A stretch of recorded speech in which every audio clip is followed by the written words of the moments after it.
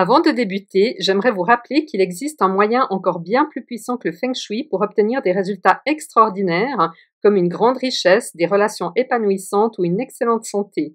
Si votre Feng Shui n'est pas excellent ou si vous désirez démultiplier ses effets, je vous ai préparé une présentation gratuite que vous pouvez regarder en suivant le lien qui apparaît en haut à droite de cette vidéo ou dans la description. Bonjour tout le monde, j'espère que vous allez tous bien. J'ai beaucoup de plaisir à vous retrouver aujourd'hui. Comme vous le savez peut-être, ça fait presque une année que ma maison est en chantier. Ça a commencé par les extérieurs le 1er juin 2022. Les extérieurs sont maintenant finis. Je vous avais d'ailleurs fait une ou deux vidéos.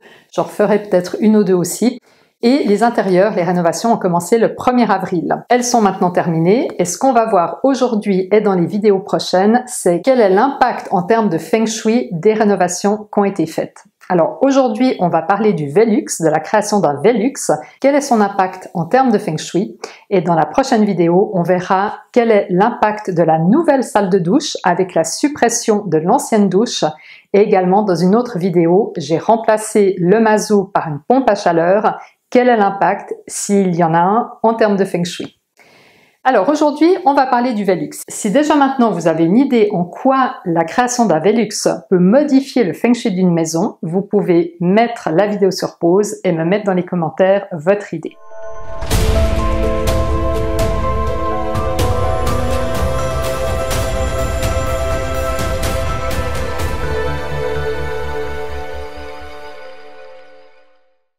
Alors le Velux, le voilà. Vous avez peut-être déjà vu les photos que j'avais faites dans une vidéo précédente qui montrait la création du Velux pendant le travail. Le voilà terminé, donc c'est un Velux bien entendu électrique vu la hauteur sous plafond. Maintenant, pour vous donner une idée comment c'était avant, pour que vous puissiez voir l'avant, après et avoir une meilleure idée du changement, je vais fermer le store externe.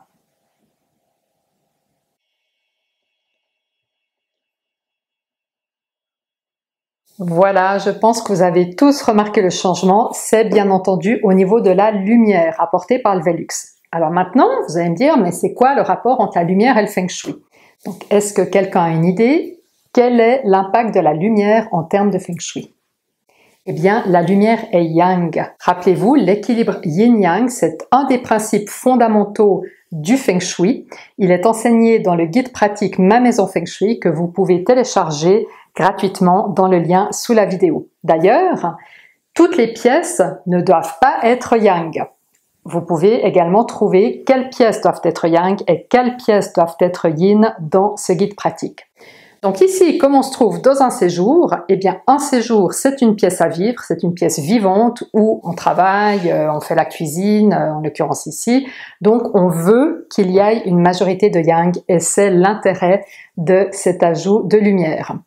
Par ailleurs, la lumière, comme vous le savez peut-être dans les pays scandinaves, il y a de la lumière artificielle pour mimer la lumière du jour et pour contrer l'absence de lumière durant plusieurs mois, vu que certains pays n'ont pas de lumière pendant 3 ou 4 mois. Et ça peut amener à la dépression. Donc si vous avez par exemple un séjour qui a une combinaison d'étoiles volantes qui prédispose à la dépression comme la combinaison 2-4 ou 4-2, eh bien vous pouvez ressentir souvent de la tristesse. Et cette combinaison, qu'on appelle aussi une formation yin, va être justement renforcée par l'absence de lumière ou une insuffisance de lumière. Donc si vous avez cette configuration chez vous dans une pièce à vivre, une combinaison 2-4 ou 4-2 ou une autre combinaison qui prédispose à la tristesse, eh bien je vous encourage vivement à apporter de l'élément yang. Donc vous pouvez le faire par la lumière, mais vous pouvez le faire par d'autres moyens comme une certaine quantité de bruit, pas trop bien sûr, ou alors de l'eau si ça permet l'ajout d'eau ou des couleurs vives qui sont également yang.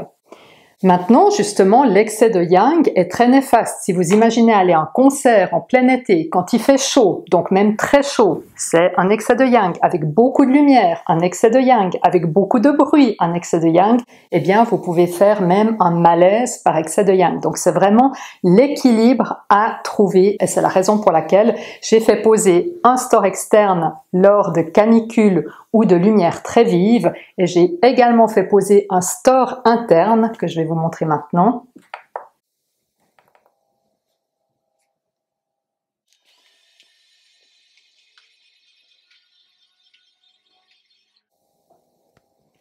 Et ce store interne va permettre simplement de tamiser un peu la lumière sans pour autant la faire disparaître. Voilà, c'est tout pour aujourd'hui. Alors moi, je serais curieuse de savoir dans les commentaires, de vous lire, est-ce que parmi vous, certaines personnes ont l'intention de poser un Velux? Si oui, dans quelle pièce et dans quel but?